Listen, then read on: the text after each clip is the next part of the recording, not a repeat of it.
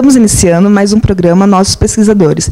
E hoje o entrevistado é o professor Sebastião Prata Vieira, do Instituto de Física de São Carlos, da USP. Professor, nos conte um pouco da sua trajetória. Bom, Viviana, eu sempre tive, desde criança, uma tendência pela área de exatas. E desde do ensino fundamental, ensino médio, eu sempre gostei de física, de matemática. E aí, quando eu estava no segundo ano do colegial, do segundo ano de ensino médio, eu fiz aqui em São Carlos. Eu sou de São Carlos e eu estava estudando na Escola Técnica Paulino Botelho. E lá eu conheci o professor Milton Ferreira de Souza, que era professor aqui do Instituto de Física de São Carlos, e ele me mostrou algumas coisas do que era ser físico. E aí com isso eu me interessei mais ainda pela área, e aí com o apoio do professor Milton Ferreira de Souza, eu entrei no curso de bacharelado em Física, aqui do Instituto de Física de São Carlos. E aí, durante o curso, eu me identifiquei que essa era a minha área mesmo de pesquisa, era o que eu gostaria de fazer na minha vida, entender os fenômenos da natureza, entender as coisas que nos rodeiam. E com isso, então, eu fiz o meu bacharelado em Física aqui no Instituto de Física de São Carlos. E logo no primeiro, segundo ano, eu também tive contato com outro professor importante aqui do Instituto, que é o professor Vanderlei Banhato. E aí ele me mostrou a área de pesquisa dele, o que ele faz, as atividades que ele desenvolve aqui no Instituto. E aí eu comecei a fazer o que a gente chama de uma iniciação científica. Quem está na graduação e quer fazer uma pesquisa, começa pela iniciação científica.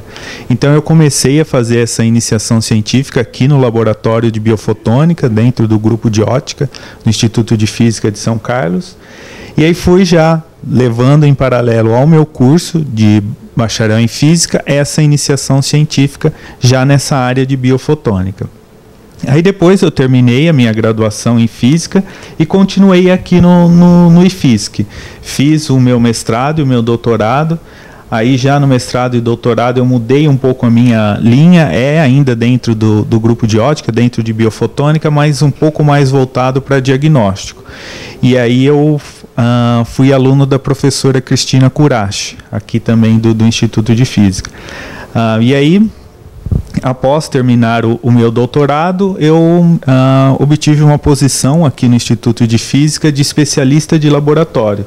Então eu fiquei 2 anos como especialista de laboratório aqui no grupo de ótica, trabalhando principalmente com microscopia confocal de fluorescência. E aí agora, mais recentemente, eu passei no concurso e agora sou professor aqui no Instituto de Física de São Carlos. Então toda a minha carreira, toda a minha trajetória acadêmica foi aqui dentro do IFISC, da USP, sempre contando com o apoio de diversos professores, principalmente lá no começo o professor Milton, depois o professor Vanderlei, outros professores aqui do Instituto, como o professor Zílio, o professor Francisco Guimarães, sempre me deram esse apoio. E como eu sempre gostei dessa área de pesquisa, de desenvolver tecnologia, então eu continuo aqui no IFISC, dentro do grupo de ótica, no laboratório de biofotônica. Professor, o que é biofotônica? Bom, biofotônica, como o próprio nome já sugere ali um pouco, é a interação do bio, né, da biologia, da vida, com a fotônica. E a fotônica ali é uma palavra que significa luz. Então é a interação da luz com a biologia, com os seres vivos. E essa interação, a biofotônica, já ocorre no nosso dia a dia, né? A gente está aqui se vendo porque a gente tem a luz ambiente incidindo na nossa pele, no nosso corpo, e a gente consegue se identificar e ver as coisas.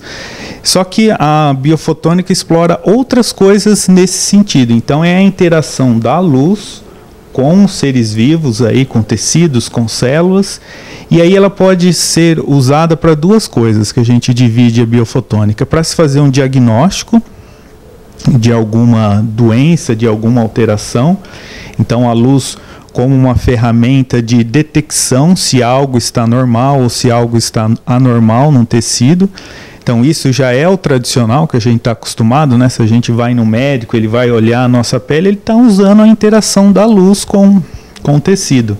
Você vai num dermatologista, ele usa uma lupa para ver como está o seu tecido. Isso já é uma área da biofotônica. É você utilizando a luz para fazer o diagnóstico de alguma lesão. E aí tem uma outra parte, talvez que a população não conheça, mas é o uso da luz para se fazer tratamento de doenças. Então a gente pode usar desde a luz, simplesmente só a luz, para ativar algum mecanismo na nossa célula, ajudar alguma coisa, e aí essa área a gente chama de fototerapia. É muito importante. Existem, por exemplo, tratamentos de feridas, tratamentos de úlceras utilizando a luz para isso, mas também existe uma outra área que a gente combina a luz com o medicamento, com uma droga que a gente chama de fotossensibilizador. E esse fotossensibilizador, o que é? É um medicamento que, quando não tem luz, ele não está ativo. Então, se a gente for comparar, por exemplo, um medicamento que a gente toma, a gente logo que toma algum anestésico, coisa, ele já começa a fazer efeito. Essa molécula utilizada para se fazer o tratamento, ela não faz efeito se não tiver a presença da luz. Então ela é ativada por luz. Então por isso que a gente chama de uma molécula fotossensível. E ela é uma molécula importante no tratamento dentro da área de biofotônica, que é o tratamento que a gente chama de terapia fotodinâmica. Onde a gente, por exemplo, se tem uma região com câncer, a gente passa esse medicamento e depois ativa ele com luz. E isso traz uma série de vantagens, esse tratamento utilizando luz, por exemplo, em relação à quimioterapia, à radioterapia.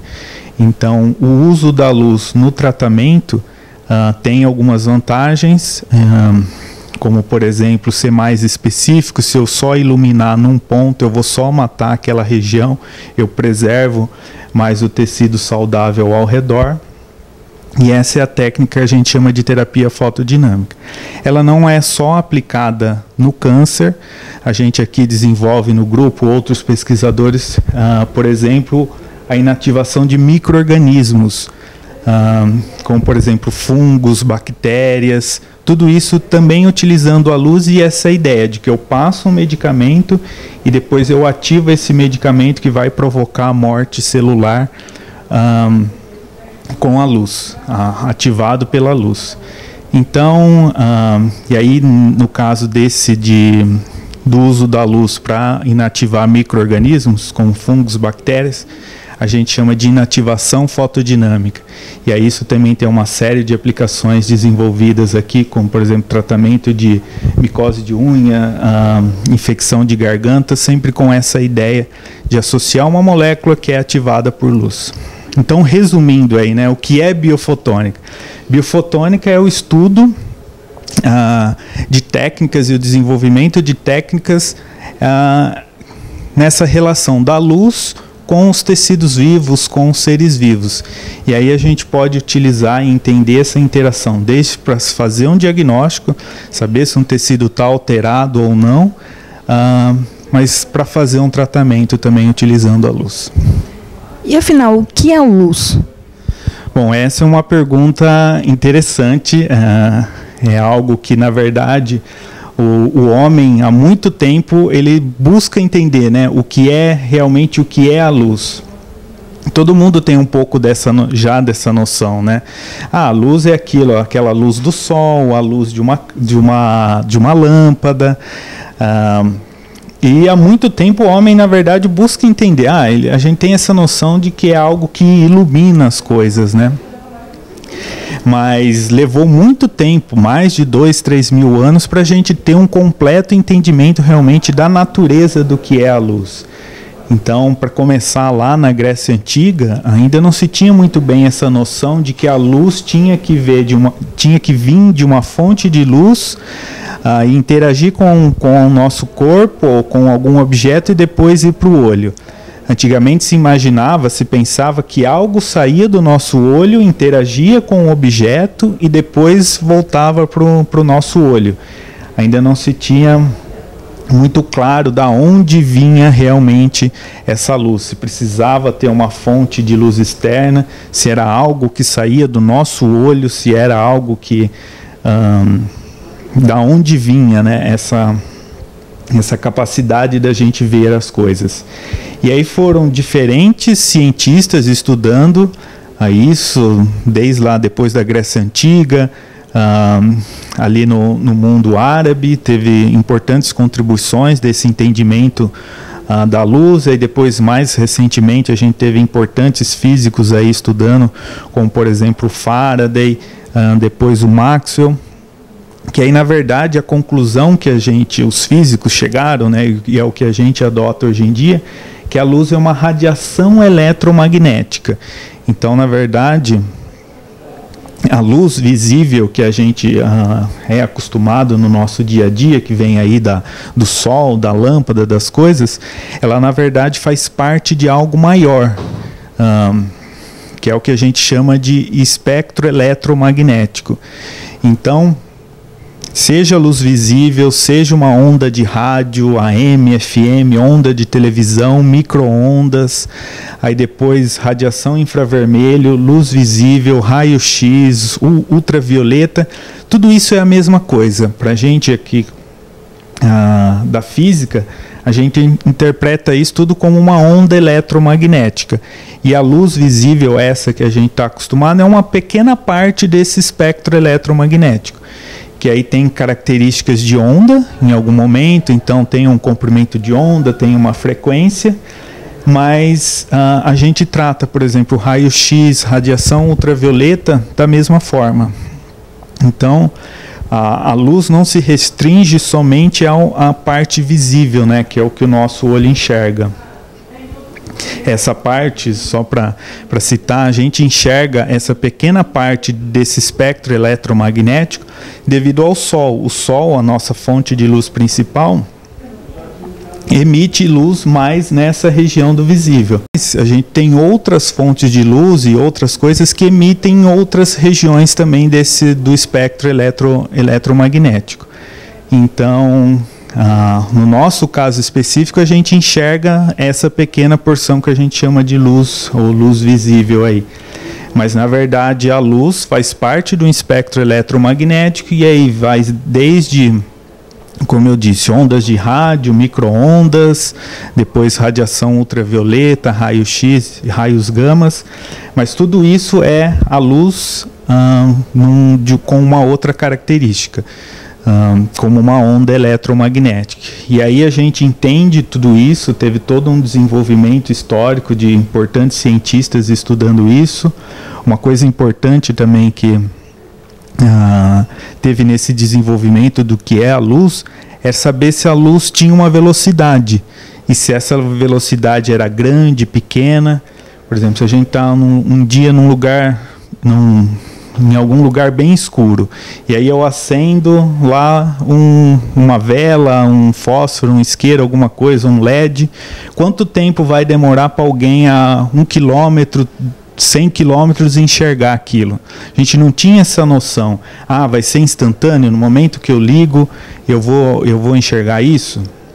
E aí, se a gente extrapolar, né, a luz que é gerada lá no Sol, nesse instante, estou vendo ela exatamente agora, ou ela leva um certo tempo para chegar até a gente? E aí, com esses estudos de ondas eletromagnéticas, a gente chegou à conclusão de que a luz tem uma velocidade, ela é muito grande, mas ela é finita.